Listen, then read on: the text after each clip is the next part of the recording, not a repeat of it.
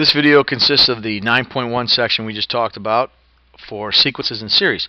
So the first thing, I wanted to evaluate this sequence, and it's just like evaluating a function.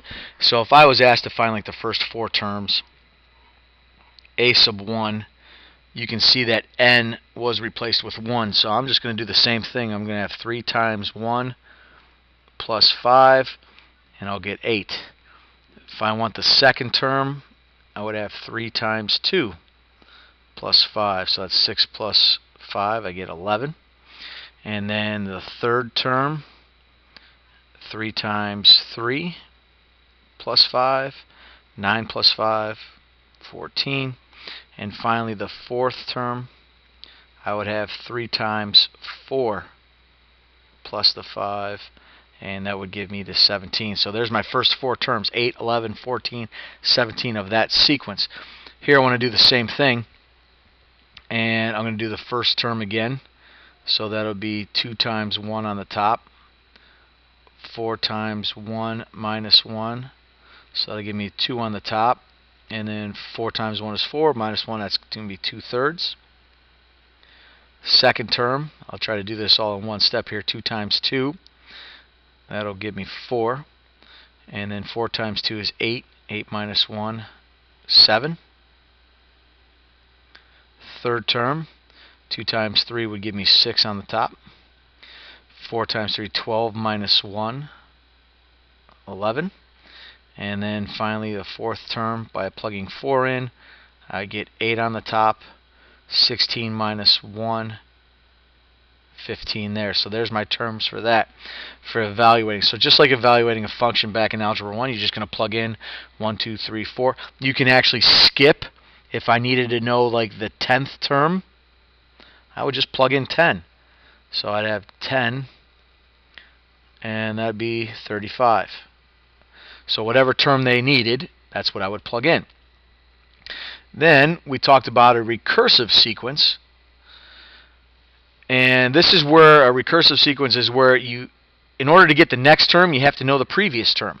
So starting off here, if I know that the first term is 10, and I want to find the second term, n is 2 right here.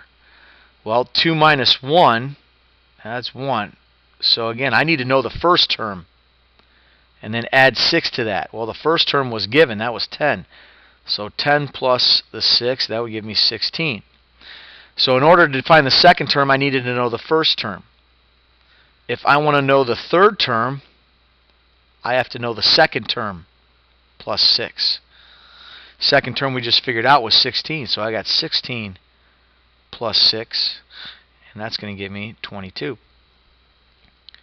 If I want to find out the fourth term, I got to know the third term, which again we figured out was 22 plus 6 to get 28. And then lastly, if I wanted to find the fifth term, I need to know the fourth term. And so that's 28 plus 6, 34. So that one was based upon the previous term. Let's look at another one right here. First term is 5, and the nth term is 2n minus 1 minus 3. So again, if I want to know the second term, n is 2, 2 minus 1 is 1. So that's 2 times the first term minus 3. So that's 2 times 5 minus 3. That's 10 minus 3. You get 7. If I want the third term, that means I had to know the second term. So that's 2 times the 7 we just found out minus 3. So 14 minus 3, and you get 11. And let's say I want to know the fourth term. Well, that'd have to be the third term that I had to know. So it'd be 2 times 11 minus 3. So 22 minus 3. And we would get 19. So that's how you'd use a recursive sequence, because you had to know the previous term in order to find the next term. After that, we talked about sigma notation.